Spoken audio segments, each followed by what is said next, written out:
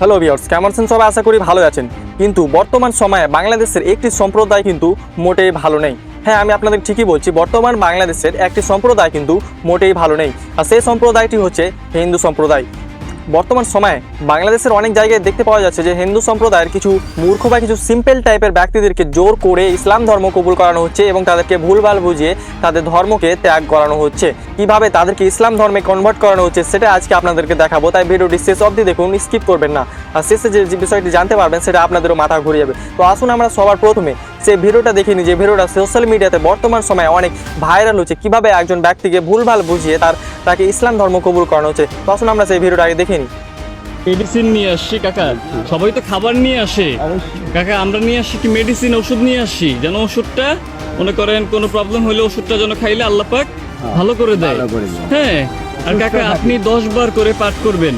আপনি যদি 10 বার প্রতিদিন পাঠ করেন ইনশাল্লাহ আপনার জন্য ভালো হবে। আপনি বলবেন আমার সাথে সাথে, বলেন আসসালাতু আসসালামু ওয়ালাইকা ইয়া রাসূলুল্লাহ। বলেন ইয়া রাসূলুল্লাহ, ইয়া নবী আল্লাহ, ইয়া রাহমাতুল আলামিন।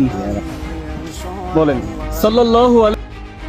তো ভিউয়ার্স, এই হচ্ছে বাংলাদেশের বর্তমান পরিস্থিতি, কিভাবে একজন সিধা ব্যক্তিটিকে ইসলাম ধর্মে কনভার্ট করানো হচ্ছে, তাও আবার ভুলভাল বুঝিয়ে। বর্তমান সময়ে বাংলাদেশে কোনায় কোনায় কিন্তু এই ঘটনাটি প্রতিনিয়ত ঘটে চলেছে।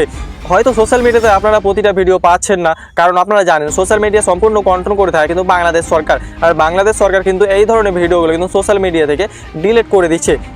কিন্তু কিভাবে এইরকম পরিস্থিতি বাংলাদেশে আসলো আপনারা জানেন যে 5 আগস্ট বাংলাদেশে তৎকালীন সরকার শেখ হাসিনা কিন্তু পদত্যাগ করে দেশ ছেড়ে পালিয়েছে। আর আপনারা জানেন যতদিন কিন্তু শেখ হাসিনা সরকার কিন্তু বাংলাদেশে ক্ষমতায় ছিল ততদিন কিন্তু বাংলাদেশের সংখ্যালঘু সম্প্রদায় বা হিন্দু সম্প্রদায়রা অনেক ভালোভাবে বসবাস করতো বা ভালোভাবে চলাফেরা করতো। কিন্তু যখন থেকে শেখ হাসিনা সরকার বাংলাদেশ থেকে ত্যাগ করেছে সেই দিন থেকে কিন্তু বাংলাদেশের সংখ্যালঘু সম্প্রদায় বা হিন্দু সম্প্রদায়ের উপরে আক্রমণ কিন্তু প্রতিনিয়ত বেড়েই চলেছে। আপনারা সোশ্যাল মিডিয়াতে অনেকে এরকম ভিডিও পেয়ে যাবেন যে অনেকের বাড়ি বা অনেকের মন্দির পর্যন্ত ভেঙে ফেলা হয়েছে।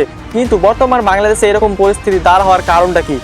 যেহেতু বর্তমান বাংলাদেশে প্রায় 95% মুসলিমের সংখ্যা, আর প্রায় মুসলিমদের মুখে আপনারা শুনে থাকবেন যে কোনো বেধর্মীদের বাড়িঘর বা মন্দির বা ধর্মীয় স্থান তাদের ভাঙা উচিত নয়। কিন্তু আমরা বাংলাদেশে কি দেখতে পাই? প্রতিনিয়ত বাংলাদেশে কোনো না কোনো বাংলাদেশে কোনো না কোনো জায়গায় কোনো হিন্দু ফ্যামিলি সবসময় কোনো উগ্রবাদী মুসলিমদের আক্রমণে শিকার হয়ে থাকে।